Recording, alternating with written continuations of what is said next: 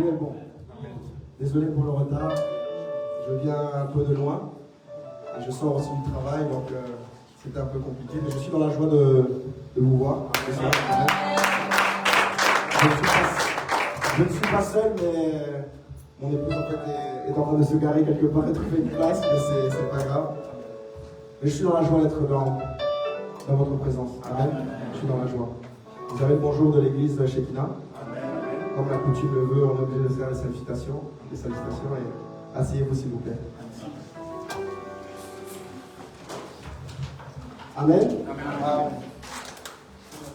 Alors, j'ai le plaisir de commencer ce séminaire. C'est quoi le thème encore? Moi, je n'ai pas prêché sur le thème. 50 jours après, c'est ça? Qu'est-ce qui se passe 50 jours après? Qu'est-ce qui se passe avant?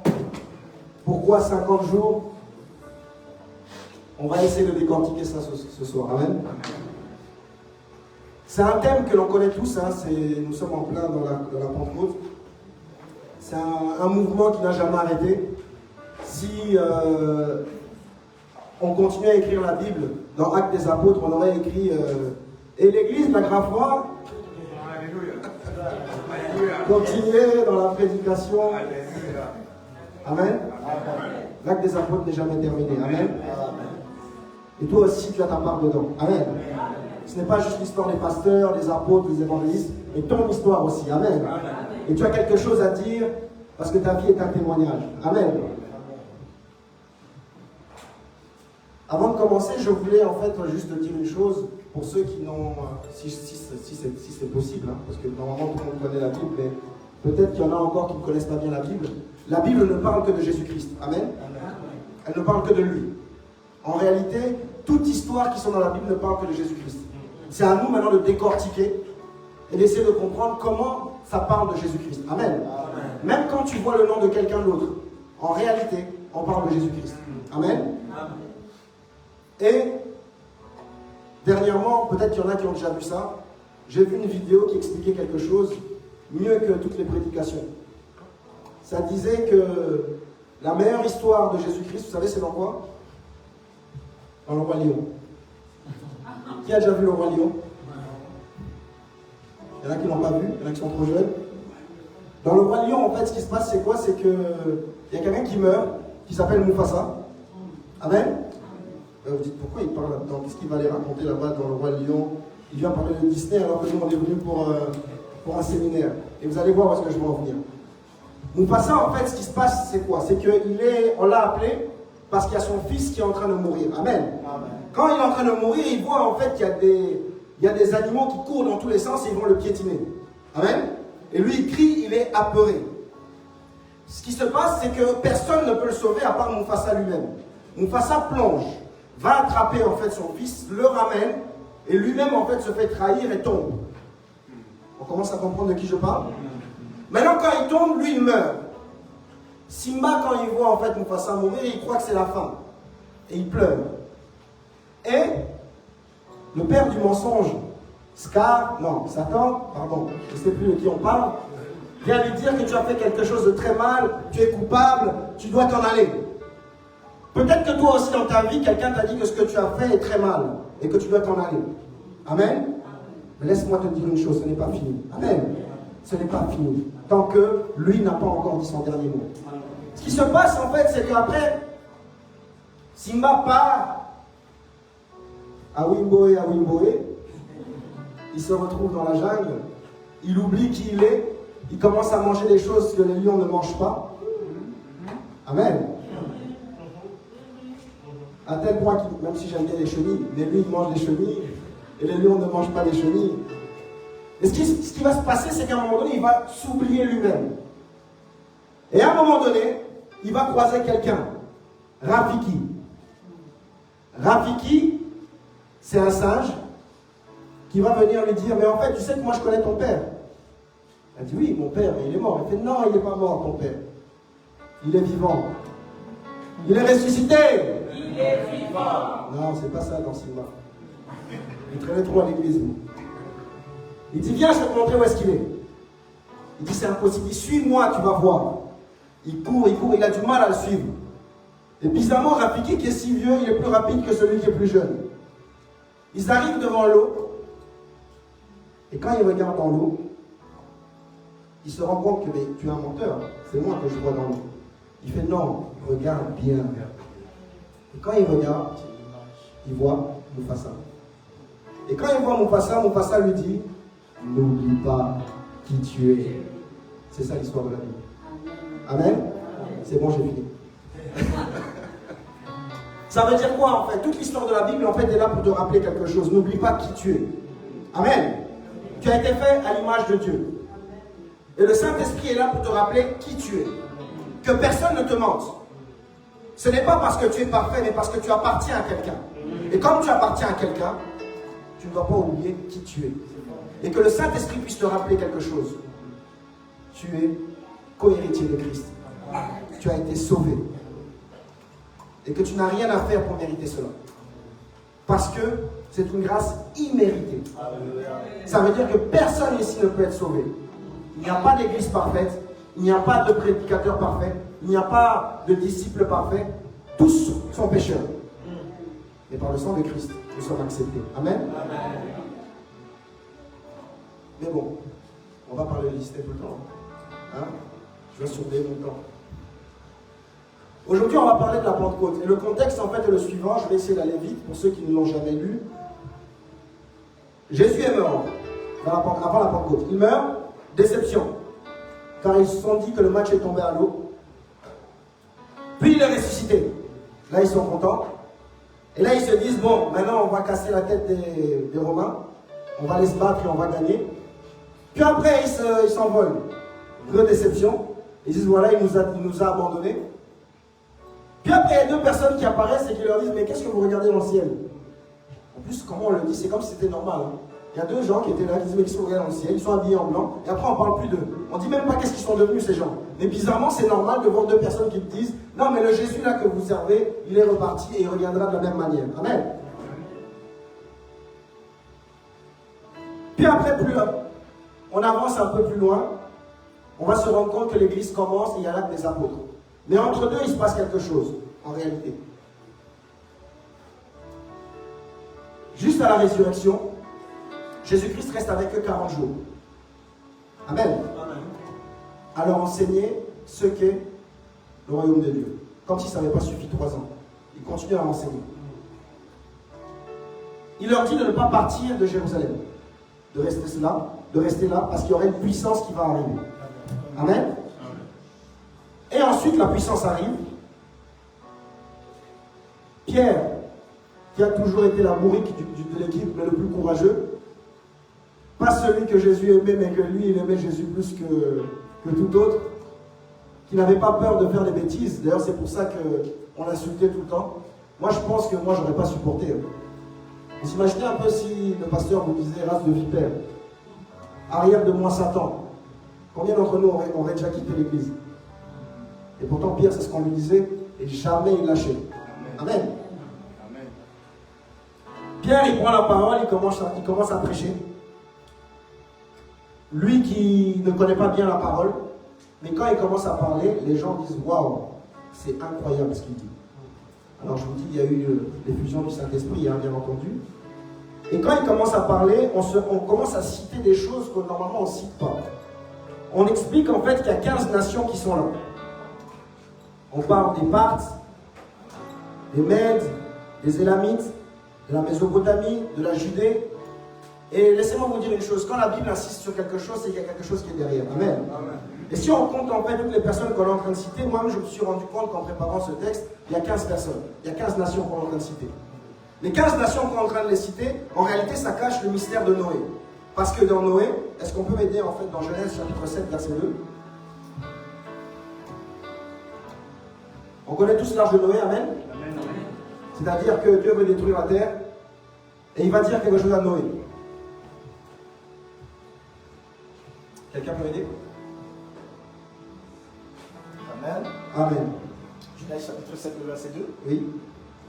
Tu prendras auprès de toi 7 couples de tous les animaux purs. 7. le mâle et sa femelle, Mhm. une paire des animaux qui Oui. ne sont pas purs, Oui. le mâle et sa femelle, Tout à fait, oui. 7 couples aussi des oiseaux du ciel, mâle et femelle, afin de conserver leur race en vie sur la face de toute la terre. Amen. On a dit 7 plus 7 plus 1. Je vous laisse faire le calcul. Je ne rentrerai pas dans la profondeur de cela. Parce qu'on peut faire. On peut rentrer encore plus là-dedans pour essayer de décortiquer ce que Dieu essaie de dire. Parce que là, ce qui se passe en fait, c'est que ça n'a jamais existé dans le passé. À la base, Dieu parlait toujours aux Juifs. Et là, on parle en fait de 15 nations qui sont là, qui sont censées être impures. Il y en a certaines qui sont impures, d'autres qui sont pures, et tout est mélangé. Alors que d'habitude, on lui demande qu'ils ne se mélangent pas. Mais là, ils ont le droit d'être mélangés dans l'arche, qui est dans l'alliance. Mais on n'est plus dans la première alliance, on est dans... Amen. Amen. Puis après, on avance encore. Pierre, quand il a fini de parler, il y a 3000 personnes qui décident de devenir disciples. Amen. Pas chrétiens, disciples. Amen. Et il lui demande même qu'est-ce qu'on doit faire. Amen. Et là, on va aller dans Exode chapitre 32, versets 25 à 28. Oui, je ne parle pas d'Actes, je parle d'Exode. Je sais de quoi je parle. Amen. Ceux qui ont lu la Bible disent, mais 3000 c'est dans Actes, pourquoi il va dans Exode? On va voir ça tout de suite. Le Dieu que l'on sert est le Dieu de la restauration. Amen. Amen. Amen. Est-ce que tu peux dire avec moi restauration? Restauration. Moi-même, je suis le témoignage. Si un jour j'ai le temps, je vous expliquerai mon témoignage. Je suis peut-être le pire des hommes de Dieu, ou le pire de ses serviteurs. Mais il m'a ramené à la maison d'une manière où moi, je me rends compte que je ne méritais pas d'être là. Et ce qui m'a ramené dans la maison de Dieu, ce n'est pas la parole, mais c'est l'amour de Dieu. N'oublions jamais en fait que l'amour est plus important que tout. La parole disparaîtra peut-être, les prophéties disparaîtront, mais l'amour de Dieu ne disparaîtra pas. Amen. C'est l'amour qui va faire que tu vas rester dans cette église. Mais l'amour en fait c'est quoi? C'est que tu puisses aimer ton frère et ta soeur. Pas que tu saches prier. Et je sais que s'aimer les uns les autres c'est dur. Je vous vois ici comment vous vous regardez déjà. Je vois que si on réfléchit, on dit toi tu regardes l'autre là-bas, tu dis lui avec son caractère là, comment je vais l'aimer? Le Seigneur nous demande de nous aimer les uns les autres. Amen. Donc ça veut dire que ce n'est pas une demande, c'est un ordre. Amen. Le Seigneur t'ordonne d'aimer la personne. Tu peux regarder ton frère ou ta soeur qui est à ta gauche ou à droite. Regardez-vous bien. Le Seigneur te dit, tu dois l'aimer. Amen. Tu dois l'aimer. Ouais, tu dois l'aimer. Malgré son caractère, malgré ses paroles blessantes, malgré ses défauts, malgré... Tu dois l'aimer. Amen. Parce que toi, il t'a aimé. Quand toi, tu ne méritais rien. Quand personne ne te regarde, lui, il t'aime. Avant que tu sois prêt, il t'aimait déjà. Amen. Avant même que tu te tournes vers lui, il t'aimait déjà. Amen. Qu'on ne te trompe jamais. Le diable est un menteur. Si tu as péché aujourd'hui, mon message pour toi, c'est reviens à lui. Tu ne seras pas jugé. Dieu t'aime d'un amour incommensurable. Vous savez, moi, quand j'ai senti l'amour de Dieu, j'ai commencé à pleurer. Moi, un bonhomme comme ça, j'ai commencé à pleurer. Pourquoi j'ai pleuré? Parce que je me suis senti en fait tellement injuste d'avoir un Dieu qui m'aime tellement alors que je ne mérite rien. Et moi, je n'arrivais plus à pleurer. Pourquoi? Parce que les aventures pour venir en Europe font parfois que le cœur devient dur comme de la pierre. Mais le Dieu que je sers est un Dieu qui peut transformer les cœurs de pierre en cœurs de chair. Et quand il transforme les cœurs de pierre en cœurs de chair, parfois tu vas te retrouver en train de pleurer pendant que tu pries. Et ça n'a aucun sens. Parce que tu n'es pas triste. Mais tu sens le Saint-Esprit qui met un poids en toi. Amen. Qui pointe quelque chose que tu dois changer. Et quand tu dois changer, c'est dur. Parce que l'ego ne veut pas disparaître. Amen. Amen. Mais bon, c'est pas de ça que je parlais. Je disais Exode chapitre 32, versets 25 à 28. Quelqu'un peut m'aider s'il vous plaît? J'aimerais vous faire participer ce soir. Exode 32, 27. Oui. 25. 25 à 27. Oui. 25 à 28. Moïse vit que le peuple était livré au désordre. Amen. Et qu'Aaron l'avait laissé dans ce désordre, exposé à l'opprobre parmi ses ennemis. Amen. Moïse se plaça à la porte du camp et dit: à moi ceux qui sont pour l'Éternel, et tous les enfants de Lévi s'assemblèrent auprès de lui. Il leur dit, ainsi parle l'Éternel, le Dieu d'Israël, que chacun de vous mette son épée au côté, traversez et parcourez le camp d'une porte à l'autre, et que chacun tue son frère, son parent.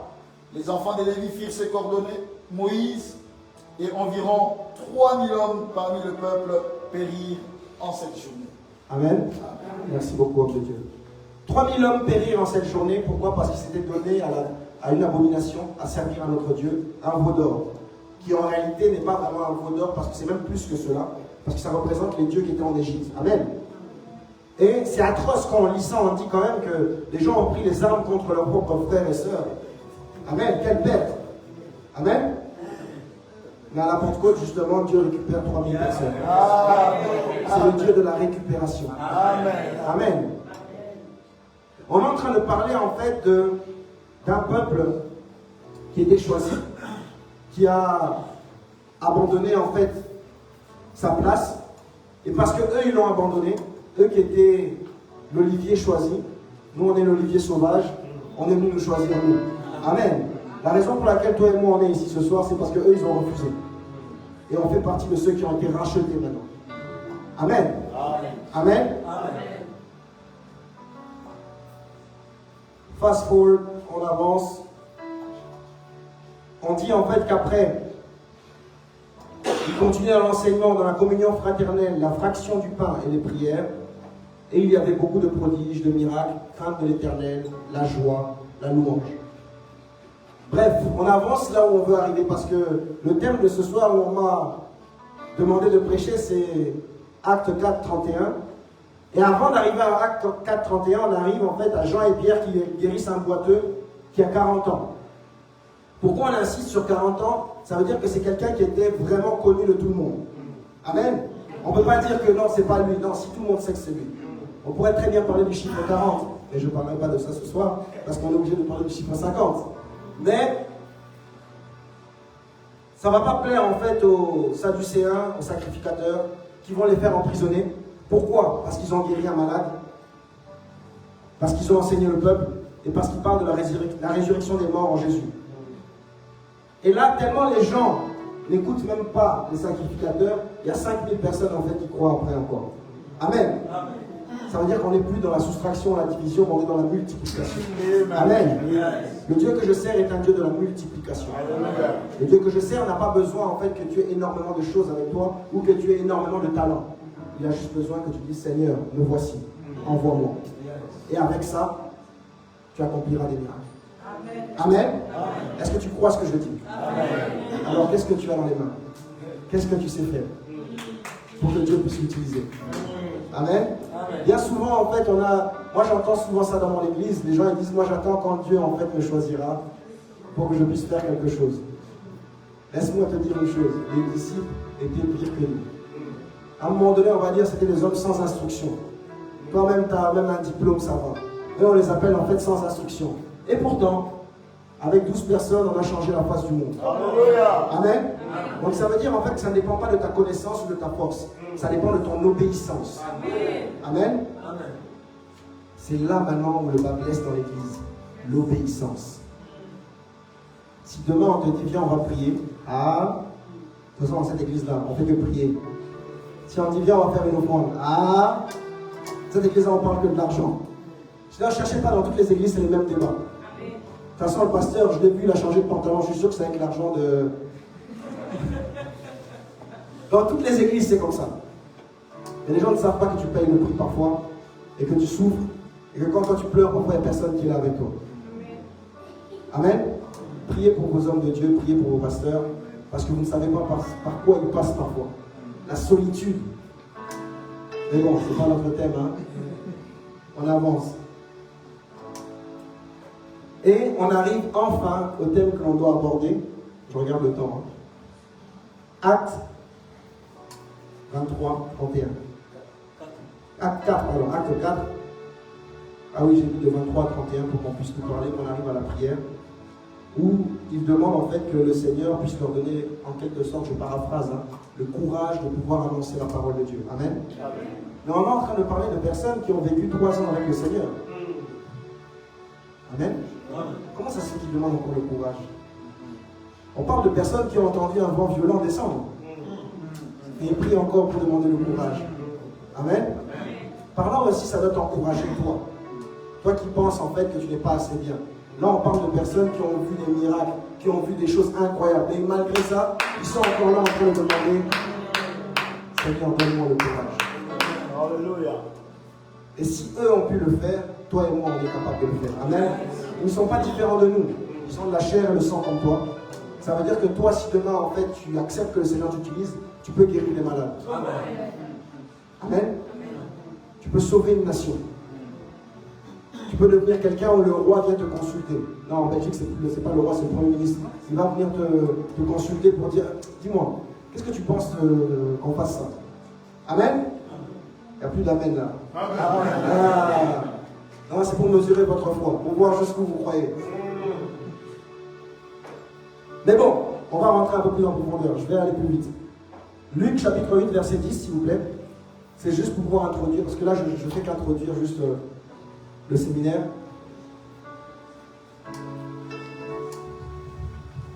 Tu joues bien, hein? Luc 8, 10. Oui. Il répondit, il vous a été donné de connaître les mystères du royaume de Dieu, mais pour les autres, cela leur est dit en parabole. Amen. Afin qu'en voyant, ils ne voient point, qu'en entendant, ils ne comprennent point. Amen. Souvent, ça concerne en fait les chantres. Pardon. Non, je ne sais pas chez vous, chez nous. J'ai déjà remarqué un truc, je ne sais pas si vous avez déjà remarqué ça. Les chantres, quand il s'agit de prier, ils ne sont pas là-bas.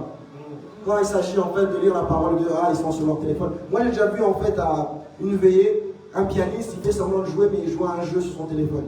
Parce que là, il fallait prier. C'est pas toi, toi, tu n'es pas comme ça. Toi, tu es bien, toi, tu es au cœur. Mais ça veut dire quoi en fait? Ça veut dire que c'est possible encore aujourd'hui qu'il y ait des personnes qui lisent la Bible et qui ne comprennent pas ce qui est écrit dedans. Parce que parfois on pense que... J'ai parlé de ça avec quelqu'un aujourd'hui. Il a dit que moi, j'aime pas lire la Bible. Moi, je préfère l'écouter.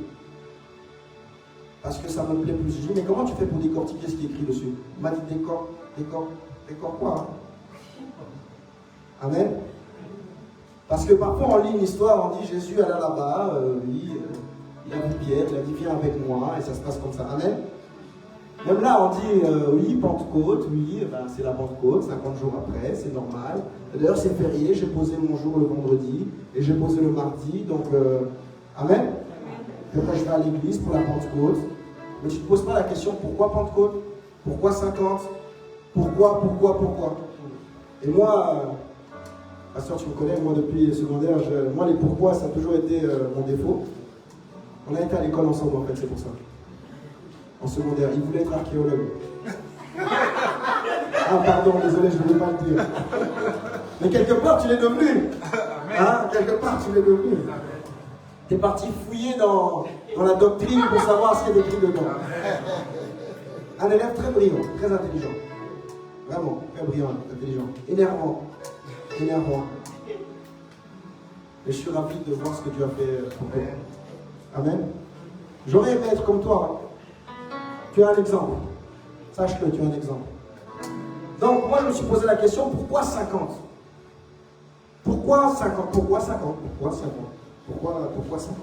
Pourquoi on dit 50 jours? Pourquoi Pentecôte? Qu'est-ce qu'il a essayé de dire là-dedans? Mais bon, par habitude, je sais que quand Dieu dit quelque chose, il ne le dit jamais pour rien. Quand il dit quelque chose, il y a toujours un but derrière. De toute façon, le Dieu que je cherche, j'ai compris une chose, moi je comprends rien, lui il comprend tout, moi je dois obéir, et c'est tout. Avec lui, c'est comme ça. Amen. Il m'envoie dans les endroits, je le disais justement à ma femme, justement, moi avec Dieu, c'est toujours comme ça. C'est jamais prépare-toi. Tu sais nager? Non? Allez, vas-y. Hop, allez, saute dans le bain. Ça n'a jamais été en fait, est-ce que tu es prêt? Il n'y a jamais eu de préparation avec Dieu. D'ailleurs, quand tu regardes dans la Bible, il n'y a jamais personne qui a eu le temps de se préparer. Ça a toujours été des gens qui sont incapables, qui ne savent pas se battre, qui ont peur, mais pourtant ils ont des grandes choses. Amen. Ça veut dire en fait que toi aussi, tu n'as pas besoin de préparation en réalité. Tu as besoin juste d'obéir. C'est tout. Amen. Allons évangéliser dehors. Vous voyez la peur que vous avez eue. Hein? Je me rappellerai toujours dans une église, quand on avait dit allez évangéliser, il a dit non, moi je vais aller intercéder. Je ne suis pas à l'aise pour parler aux gens. Il a dit ça tombe bien, viens justement. Amen. Donc, pourquoi 50? On va avoir du foreshadowing previously in the Bible. Comme dans les séries, on regarde un peu ce qui s'est passé avant pour comprendre ce qui se passe aujourd'hui. Amen. Parce qu'aujourd'hui, on parle de 50 jours après, encore aujourd'hui. Amen. Donc on va aller un peu en avant, on remonte. Je vous disais en fait que toute la Bible ne parle que de Jésus-Christ de lui seul. Si vous voulez voir où est-ce que c'est écrit, c'est dans Luc chapitre 24, verset 27. Dans Luc 24, 44 à 45, vous allez voir un endroit où le Seigneur a dû... Est-ce qu'on peut lire juste Luc 24, 44 et 45? Alors, il leur ouvrit l'esprit afin qu'ils comprissent les Écritures. Et il leur dit, ainsi il est écrit que le Christ souffrirait et qu'il ressusciterait des morts le 3e jour. Amen. Amen. Amen. Merci. Ici, on dit en fait que le Seigneur a dû leur ouvrir l'esprit. Ça veut dire que toi, ici aussi, peut-être que tu peux avoir l'esprit qui est fermé. Et ça veut dire en fait que tout ce que je peux dire, ça peut rentrer ici, sortir là-bas. Ou pour certains, rentrer là et ressortir du même côté. Amen. Ou même ne pas rentrer du tout et passer au-dessus. Et en train de penser, qu'est-ce que je vais manger ce soir? Peut-être qu'il y en a parmi nous qui le font, et je vous comprendrai. Mais on va prier s'il vous plaît, même si on a déjà prié. Est-ce que tu peux nous entraîner dans une mélodie? Pour que le Seigneur puisse t'ouvrir en fait l'esprit là maintenant ce soir, pour que tu puisses comprendre la substantifique moelle qui est dans la parole de Dieu. Amen. Seigneur, je remets ton assemblée là où tu es, papa, ce soir, et que tu puisses faire en sorte, Seigneur, que les esprits soient ouverts pour pouvoir comprendre ce que tu veux dire à ton peuple ce soir. Seigneur, ma prière ce soir, c'est qu'il y ait au moins une personne qui comprenne ce que tu veux lui dire ce soir. Qu'il y ait au moins une personne, Seigneur, qui ait son âme qui soit arrachée au royaume de l'enfer et ramenée, papa, dans ton royaume ce soir, Seigneur. Qu'il y ait au moins une personne qui se réconcilie avec le Père. Que les forteresses, Seigneur, qui empêchent la connaissance de la parole de Christ puissent être abaissées maintenant au nom de Jésus-Christ. Que ton Saint-Esprit, Seigneur, puisse prendre la place et que tu puisses révéler les choses aujourd'hui, demain, après-demain et encore les jours d'après, ce que tu veux à ton peuple, Seigneur. Parce que tu as tellement à donner, papa, à cette nation et que tu as tellement de projets pour nous, Seigneur. Avant qu'ils soient dans le ventre de leur mère, tu les connaissais, Seigneur, et tu les appelais par leur nom, Seigneur. Que tu puisses découvrir cette parole ce soir, au nom de Jésus-Christ. Amen. Amen. Tout commence à la sortie d'Égypte, où le Seigneur décide de ramener le calendrier à zéro. Parce qu'il a décidé en fait de faire une réinitialisation encore, une mise à jour, comme sur Android ou sur App Store. Parce qu'il voulait, le but du Seigneur en fait, ça a toujours été d'être avec sa création, avec sa créature, avec celui qui est fait à son image. Revenir au temps comme il était avec Adam et Ève, où il venait chaque soir parler avec eux et demander ce qu'ils ont fait dans la journée. Donc le Dieu que l'on sert est un Dieu qui te cherche chaque jour et qui vient te demander en fait, alors ta journée, comment ça a été? Amen. Maintenant quand tu ne sais pas ça, toi tu penses que quand tu vas prier, tu dois juste te dire merci Seigneur pour la journée, Seigneur je demande pardon, Seigneur purifie-moi, Seigneur je remets la journée de demain. Tu penses qu'il n'y a que ça. Or le Seigneur veut avoir un vrai dialogue avec toi. Il veut en fait qu'il y ait un dialogue. S'il y a un dialogue, ça veut dire que tu parles, il parle. Non, le Seigneur ne parle pas comme toi et moi on parle. Non. Le Seigneur parle comme toi et moi on parle, mais nous on a oublié comment le Seigneur parle. Amen. Laisse-moi t'expliquer cela. Tu es esprit avant d'être chair. Mais comme tu vis par la chair, tu n'entends plus l'esprit. Mais pour entrer dans l'esprit, en fait, il y a des choses à faire. Je fais des trucs sans faire exprès. Ah, Saint-Esprit. C'est... Quand on te demande de jeûner, c'est pour que tu puisses dire à ta chair de se taire, pour que l'esprit en fait soit connecté. Quand tu invoques le Saint-Esprit, c'est pour que le Saint-Esprit rappelle à ton esprit qui tu es réellement. Et quand en fait il fait cela, c'est alors que tu entends la voix du berger. Parce que, vous savez, ils ont déjà fait ce test-là avec les brebis, justement, quand vous avez déjà vu cette vidéo, où il y a des gens qui essaient d'appeler les brebis ne viennent pas, et quand le berger lui-même des brebis appelle, les brebis viennent. Amen. Le Seigneur, c'est la même chose. C'est comme une parabole qu'un jour un homme de Dieu m'a raconté. Il m'a dit, ça concerne les Amérindiens. Les Amérindiens, il y en a qui vivaient encore dans les réserves et qui vivent en fait dans la brousse. Et il y en avait d'autres qui ont été assimilés et qui sont partis à Las Vegas vivre avec les casinos. Amen. Ce qui se passe en fait, c'est quoi? C'est que l'un des Amérindiens qui vivait encore dans la réserve vient rendre visite à son cousin qui habite maintenant à Las Vegas. Quand il vient à Las Vegas, il est un peu perturbé parce qu'il voit les taxis partout, il voit des bruits, il voit des lumières, il n'arrive pas parce que lui il vit dans la forêt. À la forêt c'est calme, on entend les animaux, on entend les criquets, on entend le cours d'eau, on sent quand la pluie va tomber. Et là ici on ne sent plus rien. Mais à un moment donné, pendant qu'il marche avec son cousin qui est venu le chercher à l'aéroport, il dit, ah, il y a un truc qui nous rassure. Il dit, c'est quoi? J'entends le bruit d'un criquet. Et son frère lui dit, mais le bruit d'un criquet à l'aéroport, tu es fou quoi? Il fait, non, j'entends le bruit d'un criquet. Il dit, c'est impossible. C'est impossible qu'il y ait un criquet ici. Il dit, attends, je vais te montrer. Et il commence à chercher, avec cette équipe d'Amérindiens, attention les clichés. Il commence à chercher. Et hop, il trouve le criquet et il lui montre. Son frère, il est éberlué. Il se dit, mais comment t'as fait pour entendre ça? Avec tout ce bruit, les valises, les machines, et tout ça. Il fait, parce que moi, mon oreille est habituée à entendre ce bruit. Amen. Toi, tu es habitué à un autre bruit. Il dit, passe-moi des pièces. Il jette par terre. Tout le monde dans l'aéroport se retourne. J'ai fait tomber des pièces ou quoi? Donc ça veut dire que tout le monde était encore à l'écoute du bruit de l'argent. Et pas au bruit de Dieu. Et c'est pour ça qu'on dit en fait, nul ne peut servir deux maîtres à la fois. Amen. C'est pour cela en fait qu'écouter la voix de Dieu c'est compliqué quand tu ne cherches pas. Parce que pour le trouver, parfois Dieu se cache pour voir comment est ton cœur. C'est alors qu'il peut dire comme à Abraham, est-ce que tu es prêt à tuer ton fils pour moi? Pour voir est-ce que tu veux vraiment être avec lui, oui ou non. Amen. Mais bon, c'est pas de ça qu'on parlait, n'est-ce pas? On parlait de 50, excusez-moi. J'ai divergé. Donc, on est dans Lévitique, chapitre 23, versets 10 à 12. On va aller vite parce que je suis déjà à 16. 23, 10 à 12. Amen. C'est dommage qu'il n'y ait que lui qui lit. Pourquoi il n'y a pas quelqu'un d'autre? Non, je rigole. Parle aux enfants d'Israël et tu leur diras, quand vous serez entrés dans le pays que je vous donne et que vous y ferez la moisson, vous apporterez au sacrificateur une gerbe prémisse de votre moisson. Il agitera de côté et d'autre la gerbe devant l'Éternel afin qu'elle soit agréée. Le sacrificateur agitera de côté et d'autre le lendemain du sabbat. Le jour où vous agiterez la gerbe, vous offrirez un holocauste à l'Éternel, un agneau d'un an sans défaut. Amen.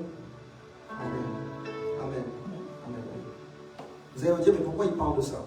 Parce qu'avant de parler du 50, on va parler en fait de la gerbe.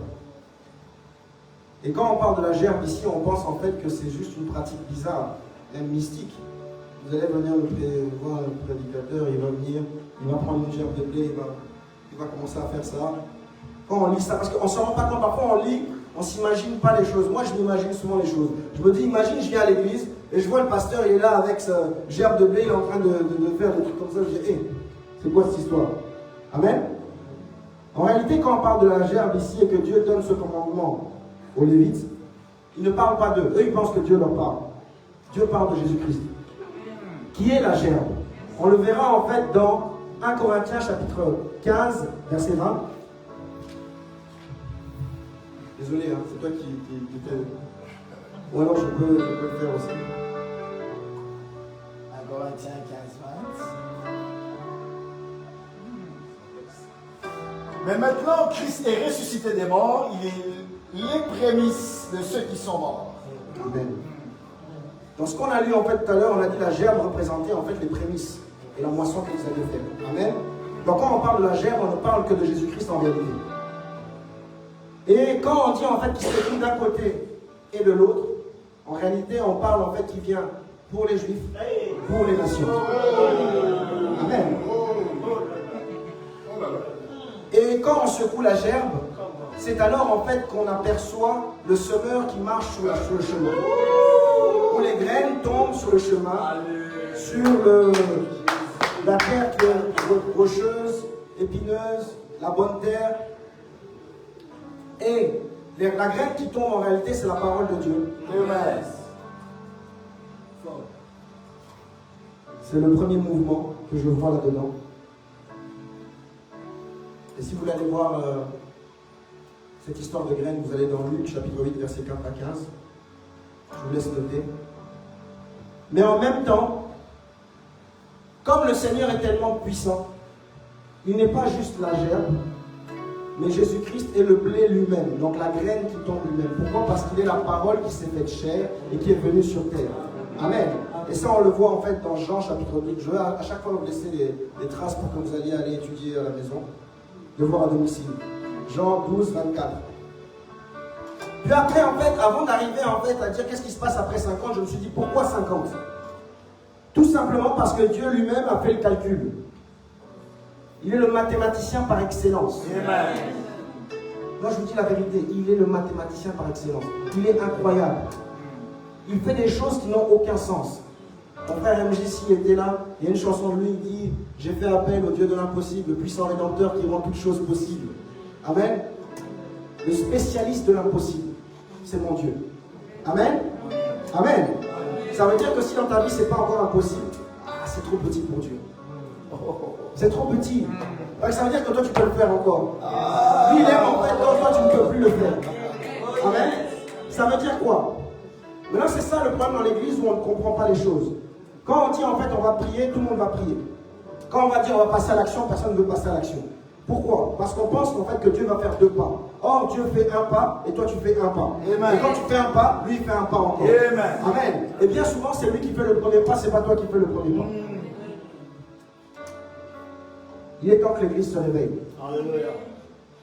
Il est temps que l'église commence à annoncer des choses autres. Il est temps en fait que tu commences à prêcher pas avec la parole mais avec ta vie. Il faut que en fait les gens quand ils voient ta vie, ils se disent moi aussi je veux être chrétien. Il faut que les gens disent ça c'est le doigt de Dieu. Amen. Qu'ils puissent dire non. J'allais dire à Sindikis, mais non je veux parler en français. Comment on va le dire en français? Quelqu'un peut m'aider? Il a pris des fétiches, il a touché les gris-gris, il est parti voir un marabout. Parce que c'est pas normal ce qui se passe dans sa vie. C'est pas normal qu'il soit incompétent et qu'il soit là. Qu'est-ce qu'il fait? Pourquoi lui, quand il est là, on ne voit que lui? Et que toi, tu puisses dire, mon secret, c'est Jésus-Christ. Amen. Amen. Et tu verras que c'est la meilleure des prédications. Les gens viendront à l'église et diront, comme Simon le magicien, qu'est-ce que je dois payer pour avoir ce que vous avez? Amen. Il est temps que l'église devienne comme ça. Que tu puisses choquer ta famille. Que les gens puissent dire, waouh, depuis que tu vas à l'église, il y a du changement dans ta vie incroyable. Qu'est-ce que tu fais? Amen.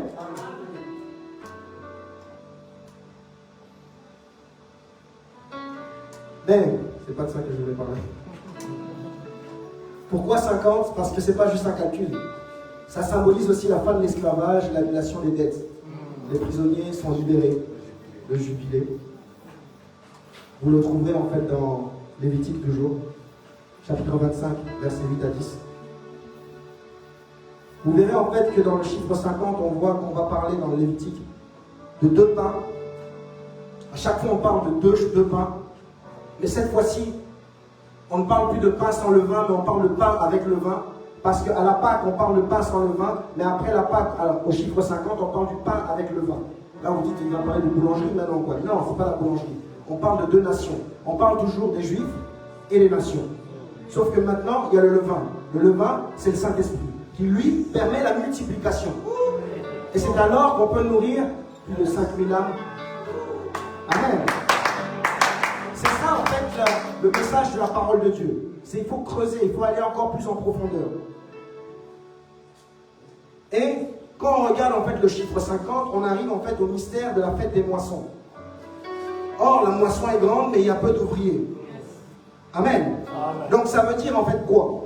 Est-ce qu'ils ont semé? Non, mais ils moissonnent. Pourquoi? Parce que C'est la parole de Dieu. Mon fils qui m'appelle, je ne sais pas pourquoi. Ah, il me dérange jusqu'ici. Tout ça pour avoir du temps de téléphone.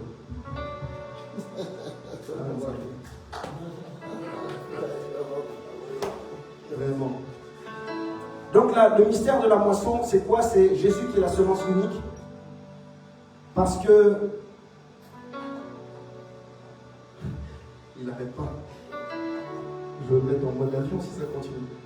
Jésus est la semence unique. Pourquoi? Parce qu'il faut que la graine meure pour qu'elle puisse porter du fruit. Et c'est pour ça que Jésus est mort. Jésus n'est pas juste mort pour le péché, pour les péchés et autres. Il est mort en fait pour porter du fruit. Parce qu'il est comme la graine. Or, pour que la graine puisse porter des... pour que l'arbre puisse sortir, il faut que la graine meure. Et qu'elle ressuscite. Pour que l'arbre sorte. Et qu'il y ait des fruits en abondance. Amen. Donc la Pentecôte, c'est quoi? Quand on arrive au chiffre 50, c'est la moisson de ce qui a été semé avant. Amen. Et si on arrive au chiffre 50, c'est qu'il s'est passé quelque chose 50 jours avant. Mais s'il ne s'est rien passé avant, tu ne peux pas récolter. Donc, si toi tu as déjà reçu la parole de Dieu dans ta vie, mais qu'il n'y a pas eu de fruit, c'est que tu n'as pas connu la Pâque. Parce que notre Pâque, c'est Jésus-Christ. Mais toi, tu as connu la Pâque, il y a des chocolats ou des œufs au chocolat. Amen.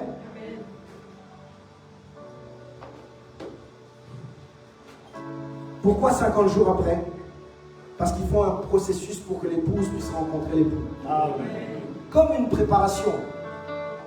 Comme une préparation. 5 minutes? Oui, je suis distrait. Alors je vais aller... j'avais pas fini, il me restait encore quelques pages. Alors je vais aller juste à ce qui va se passer en fait 50 jours après. En fait, 50 jours après, c'est le réveil. 50 jours après, en fait, c'est quoi? Quand on va regarder en fait la Bible, quand vous allez lire chez vous, vous allez vous rendre compte d'une chose. Au début, Jésus-Christ a soufflé sur eux. Il a dit recevez le Saint-Esprit. Mais malgré ça, il leur dit restez à Jérusalem pour qu'une puissance descende sur vous. Et là, ils reçoivent une puissance qui descend sur eux. Amen. Après, un peu plus loin, ils accomplissent des grandes choses, mais que Jean et Pierre. Puis après, ils prient. Et ce qui se passe, en fait, c'est que le sol tremble encore et on dit ils sont remplis du Saint-Esprit. Donc, c'est-à-dire, on dit mais comment ça se fait que c'est passé 3 fois? En fait, ça ne s'est pas passé 3 fois. Il y a 2 saisons. La première saison, en fait, ce qui se passe, en fait, c'est quoi? C'est que c'est comme avec Élisée qui reçoit le manteau d'Élie. Élie pose le manteau sur Élisée. Amen. Mais Élisée commence son ministère quand le manteau tombe et qu'il frappe l'eau et qu'il passe au travers en fait du Jourdain. C'est alors que même les fils de prophètes diront ce n'est pas toi qui vis, c'est Christ qui vit en toi. Parce qu'ils diront c'est l'esprit d'Élie qui est sur nous. Amen. Donc ce qui se passe après les 50 jours, c'est que normalement tu ne dois plus être toi. Je ne sais pas comment tu t'appelles, mais tu t'appelles plus toi, tu t'appelles Jésus-Christ. Et c'est alors que tu comprendras que ce n'est pas au nom de Jésus-Christ que les démons tremblent, mais c'est parce que tu l'as accepté dans ta vie et qu'il vit dans ta vie. Et qu'il règne en toi. Alors il voit en fait une onction qui te dépasse, qui est autre. Et parce que tu es obéissant, il marche avec toi. Marcher avec le Saint-Esprit, c'est vraiment bizarre. Je vais vous expliquer un truc. Marcher avec le Saint-Esprit, c'est pas Dieu te révèle tout. C'est Dieu te révèle rien, mais quand tu ouvres la bouche, la parole sort. Amen. Donc ça veut dire en fait que ce n'est pas une préparation. S'il y avait une préparation, tu n'arriverais pas à parler, tu aurais l'orgueil. Or, quand tu marches avec le Seigneur, ce qui se passe, c'est que tu n'es pas prêt. Tu ne sais même pas ce que tu vas dire. Mais il dit juste, dis un mot. Et quand tu dis un mot, il y a un autre mot qui vient. Quand tu dis le deuxième, il y a un troisième qui vient. Et les gens dehors vont dire, waouh, il est incroyable cet homme de Dieu. Non, il est comme toi et moi. C'est juste qu'il a obéi. Amen. Après ces 50 jours, c'est que tu puisses vivre Marc 16, 17. Et quelqu'un d'autre peut prendre Matthieu 10, chapitre 7 à 8. Amen. Voici les miracles qui accompagneront ceux qui auront cru. C'est ça après les 50 jours.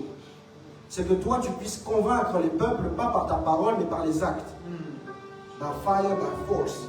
C'est-à-dire que tu ne parles pas pour prêcher. Tu guéris quelqu'un et la personne te dit c'est quoi? C'est Jésus. Comme ça, il n'y a pas de débat. Amen. Amen. On m'avait dit que je m'arrête là. Je suis arrivé à la phrase. Est-ce qu'on peut se lever s'il vous plaît?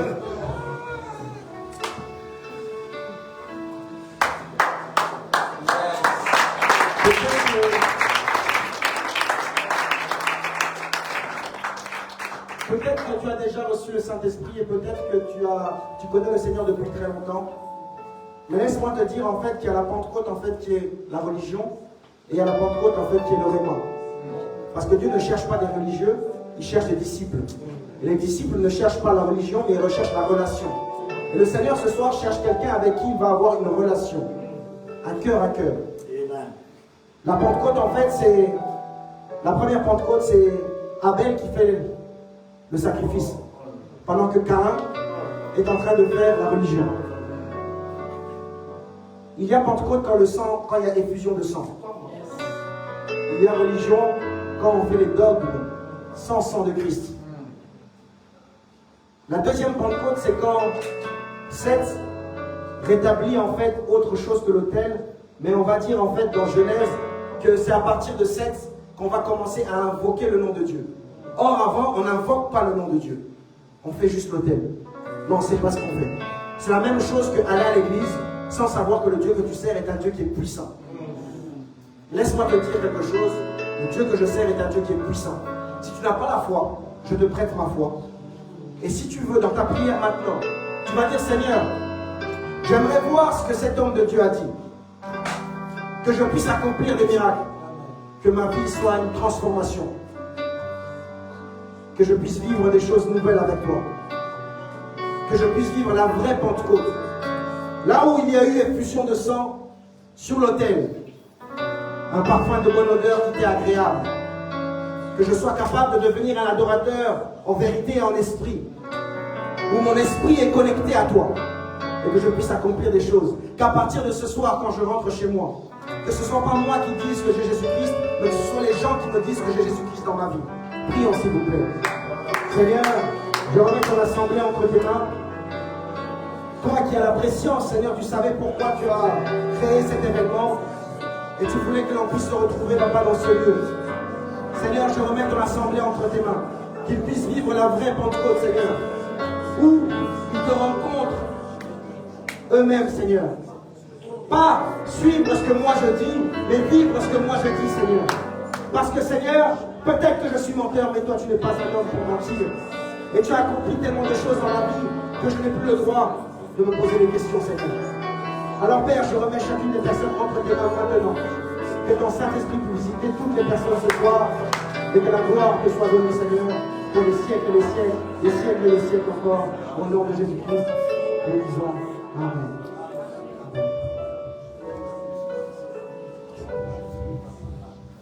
Lève tes mains vers les cieux, je te donne le monde.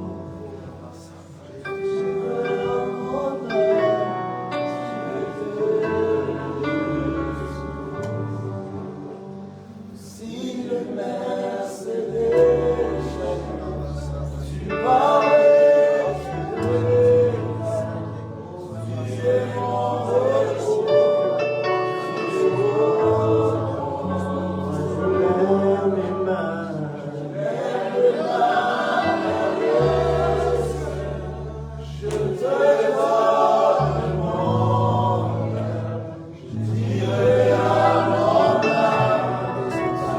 Yeah.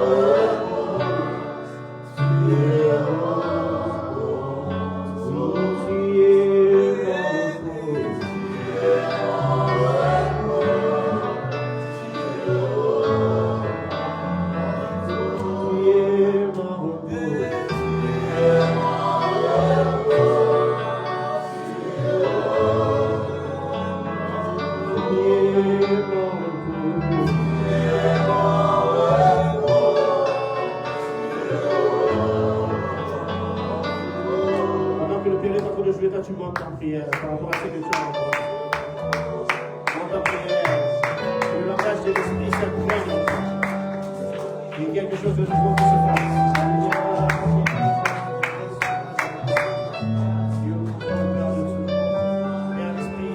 Parler aujourd'hui, l'enseigner. Waouh! Exceptionnel, incroyable. Père, que cette parole reste dans mon cœur. J'aimerais encore dans mon cœur. Père, que même quand les océans sont déchaînés, que je me rappelle de cette parole. Il y a un Dieu qui est capable de faire l'impossible. Par du Saint-Esprit. Que je vois des signes des prodiges et des miracles.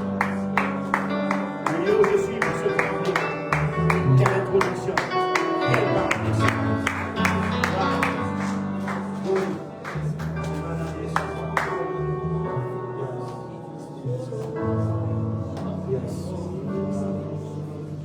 Esprit de Dieu, viens, en ce lieu, l'Esprit viens, Esprit de Dieu, viens, en ce lieu.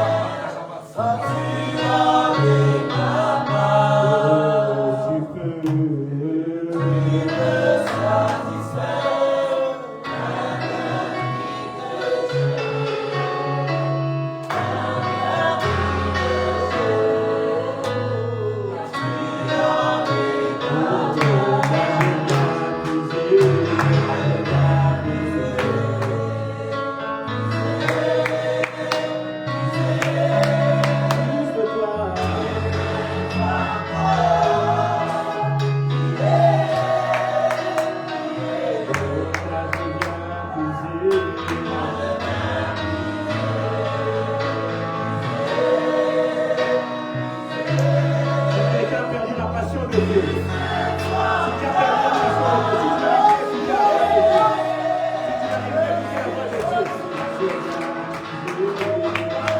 ceux qui n'arrivent plus à écouter la voix de Dieu, ceux qui ne se sentent plus à l'aise dans la présence de Dieu, ceux qui ne se sentent plus à l'aise, pour servir Dieu, c'est pour vous. Simplement, c'est pour vous. Restaurez, revenez à la maison. Revenez à la maison, revenez à la maison. Il vient vous visiter. Il vient vous parler. Écoutez-le, c'est pour toi, c'est pour toi. Reviens, vous allez écouter.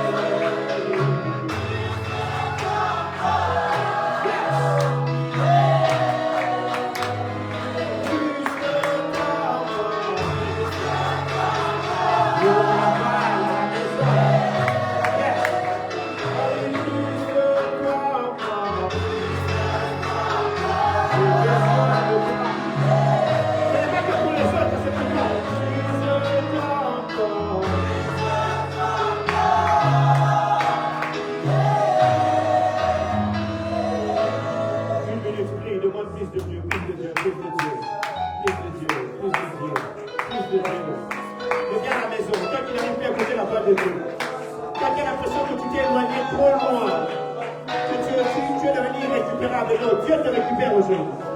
On nous a dit, nous, on n'arrive plus à écouter la voix de Dieu. Dieu continue à parler.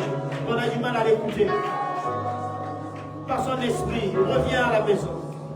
Et cette parole rentre dans ton cœur. Tu n'es pas allé trop loin. Le Père t'attend encore. Reviens. Peu importe ce que tu as fait. Drogue, alcool, impudicité, peu importe. Dieu a besoin de toi aujourd'hui. Cette parole est venue pour te rappeler qu'il parle encore. Ouvre tes oreilles pour l'écouter. C'est ça l'œuvre du Saint-Esprit. C'est ça l'œuvre du Saint-Esprit. Des gens sans instruction ont été choisis, appelés pour servir Dieu. Tu peux avoir l'impression que tu n'es pas digne, mais Dieu a besoin de toi. C'est par toi que Dieu va passer. S'il a pu utiliser Rahab, il est capable d'utiliser n'importe qui. Au nom de Jésus. Alléluia. Père, merci pour cette parole. Merci pour ton serviteur. Merci pour ton mari. Père, c'est pour ça qu'il faut qu'on aille au ciel pour adorer comme ça pour l'éternité. Père, ici, le temps des hommes nous est imparti. Père, merci pour tout. Que la louange, la gloire te revienne au nom de Jésus. Nous avons ainsi prié, nous disons Amen.